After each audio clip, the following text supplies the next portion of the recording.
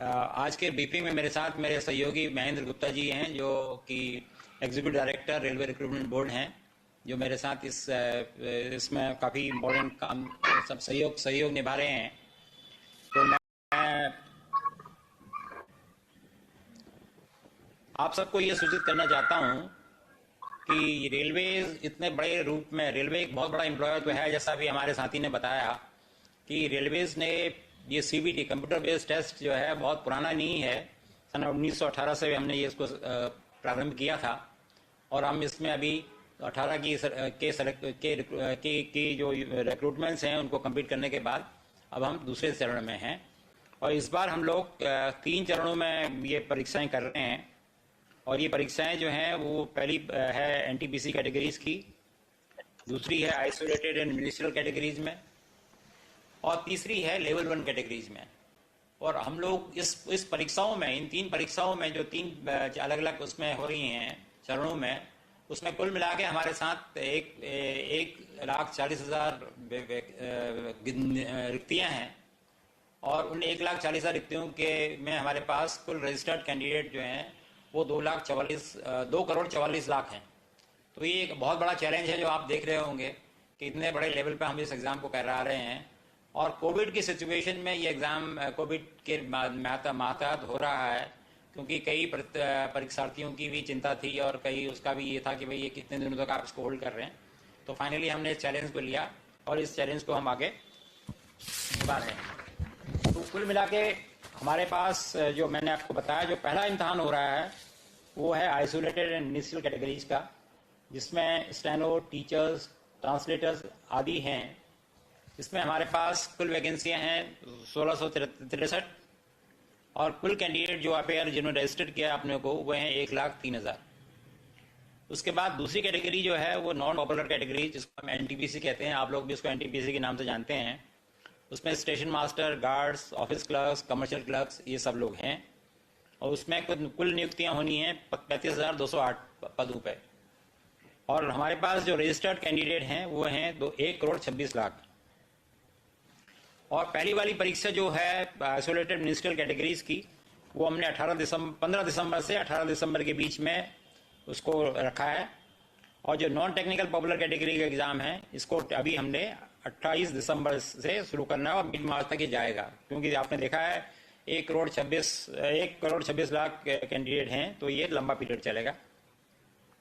और तीसरा एग्ज़ाम जो हम करने जा रहे हैं वो है लेवल 1 का, जिसमें ट्रैक मेंटेनेंस हैं, पॉइंट्समैन हैं और भी कई लेवल 1 की पोस्टें हैं जो उसमें होगा। और कुल इसमें पदों की संख्या है 1,03,769। और कुल मिला के इसमें कैंडिडेट हैं जो रजिस्टर्ड हुए हैं 1,15,00,000। और इनका सीबीटी हमने अप्रैल में प्लान किया है। अभी टेंटेटिव प्लानिंग है, वो आपको आगे हम इसकी सूचना दे देंगे पूर्व में, जैसा अभी चल रहा है हम एडवांस में सारी चीज़ें आपके संज्ञान में ले आएंगे।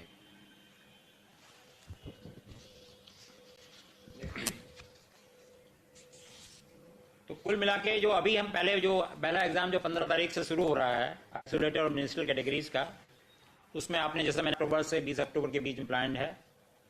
हम 15 अक्टूबर से 20 अक्टूबर के बीच में। हाँ, अच्छा, हम लोग जो हैं इसमें कोविड-19 गाइडलाइंस को स्ट्रिक्टली फॉलो करेंगे।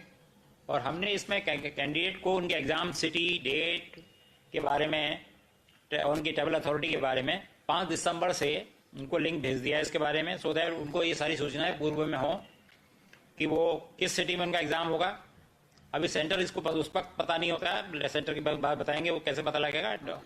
और डेट एंड डाउनलोडिंग का ये वो अपना ट्रैवल डॉक्यूमेंट जो है, जैसे SC/ST कैंडिडेट होते हैं उनको हम लोग पासेज देते हैं, तो वो अपने ट्रैवल डॉक्यूमेंट 5 दिसंबर से डाउनलोड कर रहे हैं।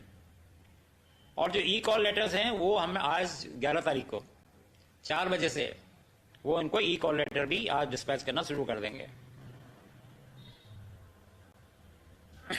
और हमने इसमें सभी अपने प्रतियोगियों को ये बताया है कि भाई वो आगे की सूचना या कोई भी सूचना में किसी और वेबसाइट या किसी और सोर्स पर न करें।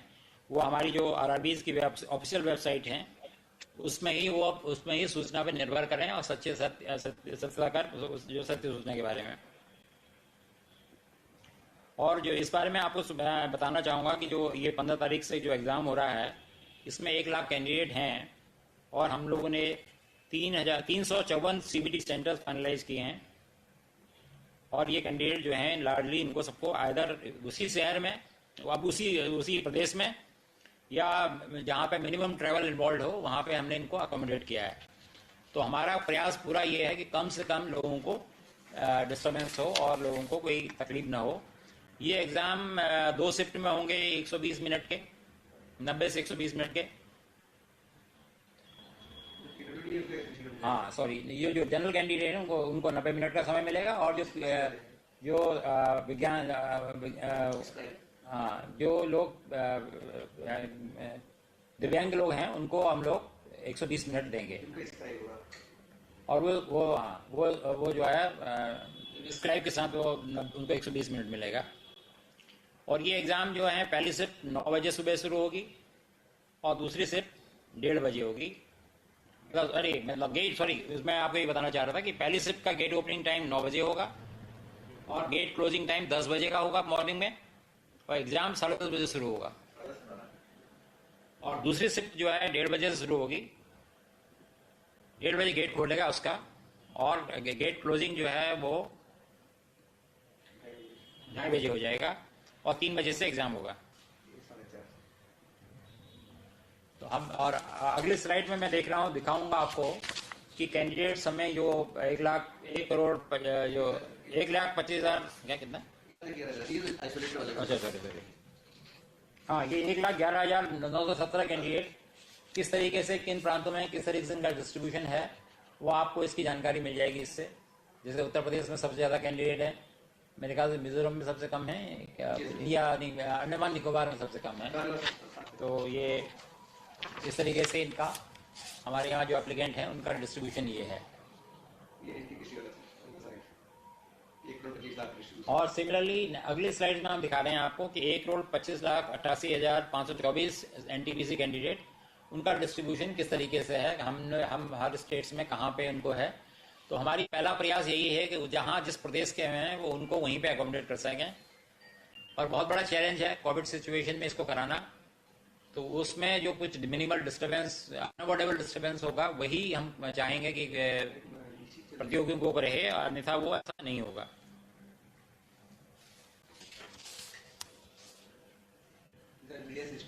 ज़्यादा हम कहीं पे, यहाँ पे हम तो मैक्सिमम ओवरनाइट जर्नी का रहेगा कि उनको एक ओवरनाइट जर्नी मैक्सिमम करनी पड़ सकती है।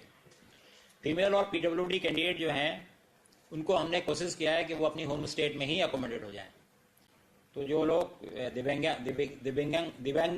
लोग हैं या जो महिला प्रतियोगी हैं, उनको हम लोगों ने उनके गृह प्रदेश में ही समायोजित किया हुआ है। और जैसा मैं पहले बता चुका हूँ कि कुछ अनअवॉइडेबल इंटर स्टेट मूवमेंट होगी, क्योंकि वो जिस तरीके से डिस्ट्रीब्यूशन है कैंडिडेट का, उस वजह से कहीं पे ऐसा रहेगा फैक्टर कि कहीं पे ओवरनाइट जर्नी लोगों को करनी पड़ेगी। और हमने इस मामले में ये कोशिश किया है कि रेलवे की सुविधाएं सदस्यों को मिलें, और जहाँ पे हमने अपने जो ट्रांसपोर्टेशन डायरेक्टरेट है उनको उनकी ट्रैवल रिक्वायरमेंट उनको बता दी है, और जहाँ ज़रूरत पड़ेगी और जहाँ पे वो फिजिबल होगा वहाँ पे हम लोग स्पेशल ट्रेनें उनके लिए चलाएंगे। हमने सभी चीफ सेक्रेटरीज को स्टेट्स में उनके इस संज्ञान में इस बात को लाए हैं। हमारे अध्यक्ष महोदय ने उनको लिखा है कि वो जो हमारे RRBs हैं, जो रेलवे रिक्रूटमेंट बोर्ड्स हैं, जो रेलवे भर्ती परिषद हैं, तो उनको वो उचित वहाँ लोकल एडमिनिस्ट्रेशन को ये आदेश दें या उनको ये सुझाव दें कि उनको उचित सपोर्ट दिया जाए, और वो उनको, जिससे कि स्मूथली ये एग्ज़ाम कंडक्ट हो सके।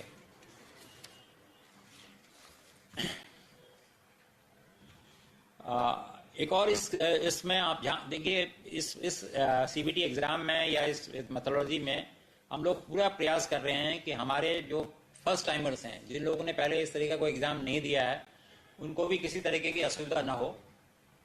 तो हम लोगों ने उन लोगों को एक लिंक प्रोवाइड किया है जहाँ पे वो मॉक टेस्ट जो कर सकते हैं। तो ये मॉक टेस्ट जो है एक्चुअल एग्जामिनेशन से पहले फैमिलियराइजेशन के लिए ये उपलब्ध कराई है सुविधा। तो कैंडिडेट्स जो हैं उनको हम क्वेश्चन पेपर, उसके अलावा ये हम और भी ये सुनिश्चित करने के लिए कि हर तरह से ट्रांसपेरेंसी हो और जो क्वेश्चन पेपर है कैंडिडेट का वो उसको दिखाए, उनको वो उपलब्ध होगा, answer booklet along with correct answer keys, उन्होंने क्या आंसर दिया है और उसके आंसर कीज एक्चुअली क्या है, ये एग्जाम के बाद उनको उपलब्ध करा दी जाएगी, जिससे किसी तरह की भी कोई एम्बिग्युइटी किसी कैंडिडेट में ना रहे। और ये भी हमने उनको सुविधा दी है कि अगर वो कहीं पे उनको किसी चीज़ में वो सहमति नहीं रखते हैं तो वो करेक्शंस के या कोई करेक्ट उनको लग रहा है कहीं पे कोई करेक्शंस गलत हैं या कुछ क्वेश्चन है उनके, तो वो अपने ऑब्जेक्शन रेज कर सकते हैं। और जैसा कि आपको पता है रेलवे ने अब जो इंटरव्यूज होते थे वो सब खत्म कर दिए हैं। तो इन एग्जाम्स में जो ये सीबीटी एग्जाम है इसकी परफॉर्मेंस ही प्लस जो मेडिकल और बाकी चीज़ें होंगी, बाकी यही इनके पैरामीटर रहेंगे। तो कोई डिस्क्रिप्शन नहीं है, तो सारी ट्रांसपेरेंसी इस एग्जाम में रहेगी। इस एग्जाम में हमने इंटीग्रिटी जो है हाई लेवल की इंटीग्रिटी रखने के लिए क्या लिखा है कि biometric and photo capture before exam, ये सुविधा दी है कि जो एग्जाम से पहले बायोमेट्रिक और फोटो कैप्चर जो है वो जो हमारे जहाँ पे एग्जाम सेंटर होगा वहाँ पे ये सुविधा रहेगी कि उनका बायोमेट्रिक भी होगा और उनका फोटो कैप्चर भी होगा, जिससे कि इम्पर्सोनेशन, आपने कई इस तरह की घटनाएं देखी हैं जहाँ पे दूसरे कैंडिडेट अपेयर हो जाते हैं, बाद में काफ़ी लॉ एंड ऑर्डर सिचुएशन हो जाती है या पुलिस कंप्लेंट हो जाती हैं, तो उससे हम लोगों ने बचने का पूरा प्रयास किया है। और जो कैंडिडेट का फोटो होगा वो कैंडिडेट की स्क्रीन पर डिस्प्ले होगा, यहाँ पे सीसीटीवी सर्विलेंस भी होगी और कमांड सेंटर में रियल टाइम मॉनिटरिंग भी होगी। और जो कैंडिडेट जो उनके जवाब होंगे वो सिस्टम में कैप्चर हो जाएंगे और वो 128 बिट इंक्रिप्शन में रहेंगे, जिससे कि वो उसमें कोई आदमी उसमें वो नहीं कर पाए, किसी तरीके की उसको डिस्टर्ब ना कर पाए।